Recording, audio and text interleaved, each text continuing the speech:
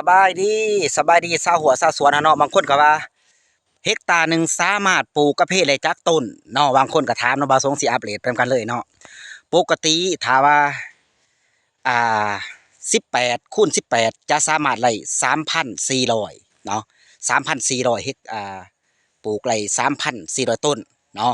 ถ้าว่า18 คูณ 18อันนี้ถ้าบาสงปลูกแบบง่ายๆเนาะปลูกแบบคืบเอาโลดพี่น้องกุ๊กอันนั้นทองหาง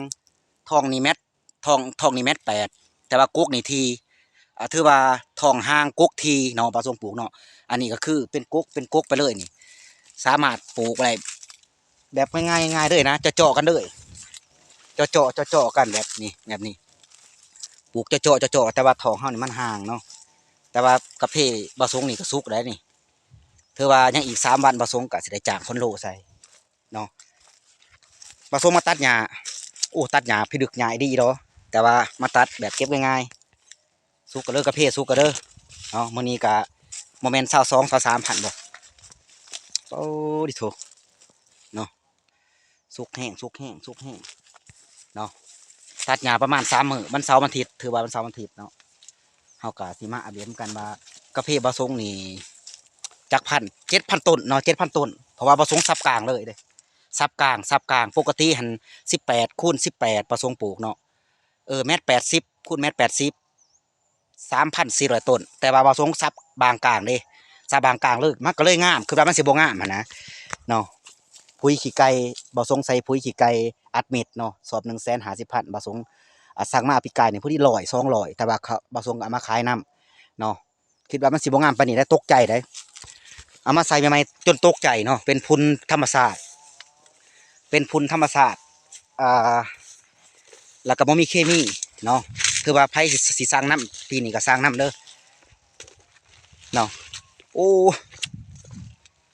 ตอนข่อยใส่ใหม่ๆข่อยต้นจนตกใจตอนช่วงเดือน 4เนาะใส่แล้วเป็นแต่สิได้เงินเด้บาดนี่ ใส่แล้วเป็นแต่สิได้เงินขอแนวช่วงเบื้องนี้บ่งามจักดีเลยอยู่เบื้องนี้บ่งามจักดีเบื้องนี้บ่มีกระเทิบมาบ่เห็นฮอดกุกเนาะช่วงนั้นน่ะซ้ำนี้มันยังงามบางปีน่ะข่อยใส่ซ้ำนี้มันยังงามบัดตกมาฮอดยามพ้นน่ะพี่น้องเอ้ยสุดยอดเนาะเพราะว่าเฮาก็ต้องคอยบุกคอยบืนไปเรื่อยๆชาวหัวชาวสวนเฮาเนาะบ่ต้องทุ่มเทแล้วก็บ่ต้องเป็นหนี้หลายบ่ต้องเป็นหนี้หลายบ่สงก็บ่อยากให้ทุกคนเฮาเป็นหนี้หลายเพราะว่าเป็นหนี้หลายเฮาทุกข์หลายเฮาทุกข์เฮากินแบบพอเพียงเฮาต้องใช้แบบพอเพียงบ่แม่นว่าเฮาสิเห็นหมู่ได้แต่ติดหนี้เอา5 5 3 4บ่แม่นบ่ให้เฮ็ดจังซั่นให้ติดหนี้ให้มีอันมีความจำเป็นเนาะอันนี้ก็คือสวนบ่สงตัดต่อเนาะตัดหญ้ายังบ่ทันแล้วอู้ยถือว่ากะเพบ่สงก็สุกหลายเด้สุกหลายแนวเก็บกำลังงวดเดียวเนาะงวดที่2กำลังสิเข้ามาสุกหลายแต่เบิ่งน่ะแฮงหลายเบิ่งน่ะเบื้องผลก็หลายถือว่าสุกหลายแต่ว่ามาตัดหญ้าเนาะบ่เคยตัดหญ้าแบบหลายจักเทื่อพู้ตัดมาแต่แจ้นั่นพู้ตัดแบบปั่นเลยมาฮอดพี่แหละปกติตัดหญ้า6 7 มื้อ8 มื้อจังแล้วบัดนี้